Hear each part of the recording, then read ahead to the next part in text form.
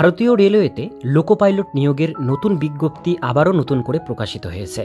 বিজ্ঞপ্তি অনুসারে আজকে আমরা এর ডিটেলস বিষয়গুলো জানবো। কত তারিখ পর্যন্ত আবেদন চলবে, কত টাকা ফিস লাগবে, কি আপনাদের কোয়ালিফিকেশন লাগবে, কতগুলো ভ্যাকান্সি রয়েছে, সে সমস্ত পুরো ডিটেলস বিষয়। ভিডিওটিকে স্কিপ না করে প্রথম থেকে শেষ পর্যন্ত মনোযোগ সহকারে দেখতে থাকুন।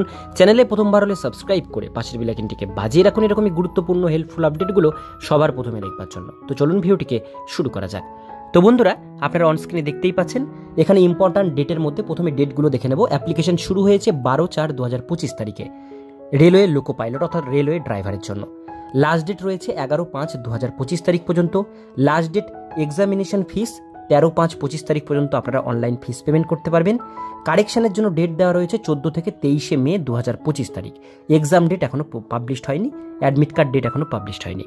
এবার আমরা দেখে নেব অ্যাপ্লিকেশন ফিস কত টাকা লাগবে।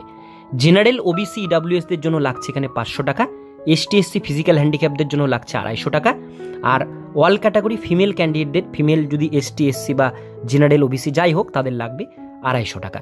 এই হচ্ছে ফিস।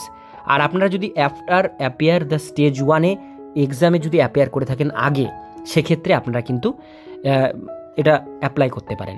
আর এসটি এসসি ওবিসি ইডাব্লিউএসদের জন্য 400 টাকা আপনারা রিফান্ড পাবেন পরীক্ষায় বসলে, স্টেজ 1 পরীক্ষায় বসলে।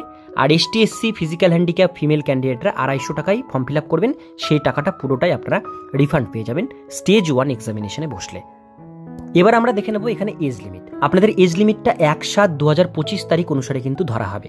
মিনিমাম এজ লিমিট বলা হয়েছে 18 বছর, আর ম্যাক্সিমাম এজ লিমিট 30 বছরের মধ্যে হতে হবে।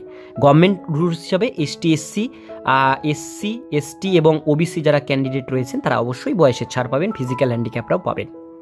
এবার আমরা দেখে নেব ভ্যাকান্সি ডিটেলস। এখানে ভ্যাকান্সি বলা যে টোটাল ভ্যাকান্সি রয়েছে গোটা ভারতবর্ষে 9970খানা পোস্ট। এখানে দেখতেই পাচ্ছেন অ্যাসিস্ট্যান্ট লোকো পাইলট 9970খানা পোস্ট ভ্যাকান্সি রয়েছে। কোয়ালিফিকেশন লাগবে আপনাদের মাধ্যমিক পাস এবং এর সঙ্গে আইটিআই থাকতে হবে এনসিভিটি বা এসসিভিটি থেকে।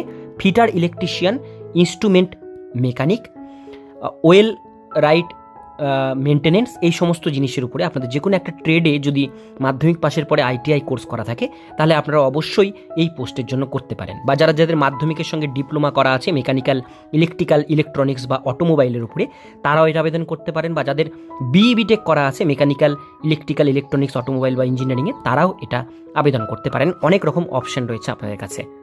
এবার আপনারা ভ্যাকান্সি ডিটেলসগুলো দেখে নিন। এখানে যেটা বলা হয়েছে আহমেদাবাদে ভ্যাকান্সি রয়েছে টোটাল 497টা। ক্যাটাগরি ওয়াইজ এখানে আলাদা ভ্যাকান্সি কিন্তু প্রত্যেকটার জোনের আলাদা করে দেওয়া রয়েছে, আপনারা দেখে নেবেন, আমি পুরোটা বলছি না। এখানে আজমিরের ভ্যাকান্সি রয়েছে 679টা।